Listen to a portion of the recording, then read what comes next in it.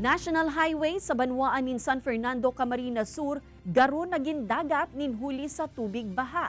Pirang harong sa lugar, nilaog naman nin tubig baha. Tutukan sa report ni Chris Novello. Paramihan trasad na ipinagihan sa mga residente ang spillway kan sitio Pag-asa sa Barangay San Agustin, Pili, Camarines Sur. Ninhuli kaya sa makusog na pag-uuran epekto kan habagat kun kaya nagsupay ang tubig sa spillway. Haros mag-zero visibility man ang kalabaan kang National Highway sa banwaan ng San Fernando, Camarines Sur. Sa alternate road na ini sa Barangay Peberon, garo na ginsalag na ang porsyon kan tinampo huli kan pagsupay kan tubig sa umahan nagikan pasubot sa upper barangay kan San Fernando. May mga motoristang nagpirit na magbalik sa tubig baha na haros abot sa tuhod na. Hindi ko mapirit dyan ay. Matirik di dyan. Magin ang National Highway kan banwaan binaha na huli ka nagsupay na tubig gikan sa creek.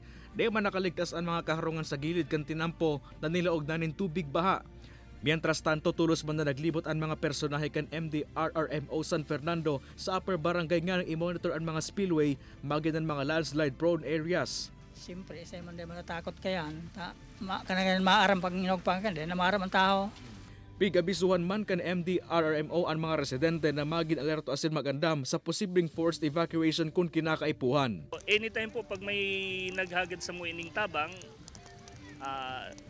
dagos-dagos pa po yung tulos na pa po yan na haning tabang. Pero mag-monitor kang sa tuyang weather forecast, magpasiguro kan sa tuyang mga gamit. Kay Banan si Jovel Obiso, Chris Novello, Balitang Bicolandia.